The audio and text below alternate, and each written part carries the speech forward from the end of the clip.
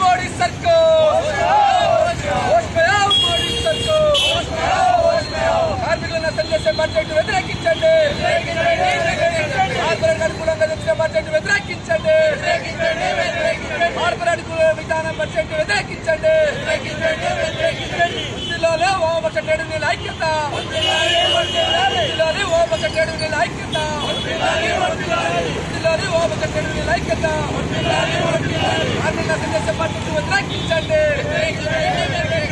ప్రభుత్వ hospital develop చేయాలి, private hospital తీసేసి మొత్తం వైద్యాన్ని ప్రభుత్వ పరం చేయాలని చెప్పేసి వామపక్ష ట్రేడ్ యూనియన్ ఆధ్వర్యంలో, వామపక్ష పార్టీల ఆధ్వర్యంలో ఎన్నో పోరాటాలు చేసినా కానీ ఈరోజు వైద్య రంగానికి 95,000 కోట్లు మాత్రమే కేటాయించమని చాలా సిగ్గుచేటు అని చెప్పేసి ఈరోజు వామపక్ష ట్రేడ్ యూనియన్ ఆధ్వర్యంలో కేంద్ర రాష్ట్ర ప్రభుత్వం ఒక చిన్న రాష్ట్రమైనా కానీ అక్కడ వైద్యానికి 70,000 కోట్లు కేటాయించింది. అదనంగా 20,000 కోట్లు కలిపి దేశానికి మొత్తానికి ఇదే వైద్యం బడ్జెట్ అని చెప్పి కేటాయించడం అంటే నువ్వు ప్రజల మీద, కార్మిక వర్గం మీద ఎలాంటి ప్రేమ ఉందో అర్థం చేసుకోవాలని చెప్పేసి ఈరోజు వామపక్ష ట్రేడ్ యూనియన్ హెచ్చరిస్తున్నాం.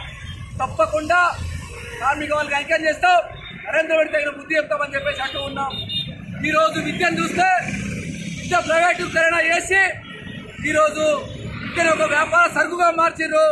ఆ వ్యాపార సరుకులో విద్యను కొనాల్సిన పరిస్థితి దేశంలో తీసుకువచ్చింది. 24 గంటలు నరేంద్ర మోడీ బదిలీ చేస్తాడు, అమెరికా అమెరికా అంటాడు. కానీ అక్కడ ఇంటర్ వరకు ఉచిత నిర్బంధ విద్యను అక్కడ గవర్నమెంట్ అనుకూలిస్తుంది. కానీ నరేంద్ర మోడీ నీకు పేద ప్రజల మీద ప్రేమ ఉంటే, కార్మికుల మీద ప్రేమ ఉంటే ఎందుకు నువ్వు విద్యను ప్రభుత్వ పరం చేయట్లేదు అని చెప్పేసి మేము అడుగుతున్నాం. అదొకటే కాదు, ఈరోజు నువ్వు పెట్రోల్ డీజిల్ జిఎస్టీ తీసుకొస్తలేవు, ప్రతి ఒక్కటి జిఎస్టీ ఒకటే ఉండాలని చెప్పేసి అంటున్నావు కదా. ఈరోజు నువ్వు సుంకం రేటు తగ్గిపోతూ ఉన్నాయి దేశవ్యాప్తంగా, కానీ మన దేశంలో మాత్రం పెట్రోల్ డీజిల్ గ్యాస్ విపరీతంగా వేస్తూ పోతూ ఉన్నావు. ఎక్కడికి పోతున్నావు ఈ డబ్బులు అని చెప్పేసి మేము తెలియజేస్తున్నాం. కష్టజీవులకు, సామాన్యులకు, పేద ప్రజలకు, కార్మికులకు ఎలాంటి లాభం చేకూరకపోగా ఏదైతే పెద్ద పెద్ద పెట్టుబడిదారులు ఉన్నారో, కార్పొరేట్లు ఉన్నారో, సంపన్నులు ఉన్నారో వాళ్ళకు అనుకూలంగా రూపొందించినటువంటి బడ్జెట్ ఇది అని ఈ సందర్భంగా మేము ఇక్కడ సిఐటియు, ఏఐటిసి కార్మిక సంఘాల తరఫున చెప్పదలిచాం. కేంద్ర ప్రభుత్వం ఇప్పటికైనా కానీ కళ్ళు తెరవాలి.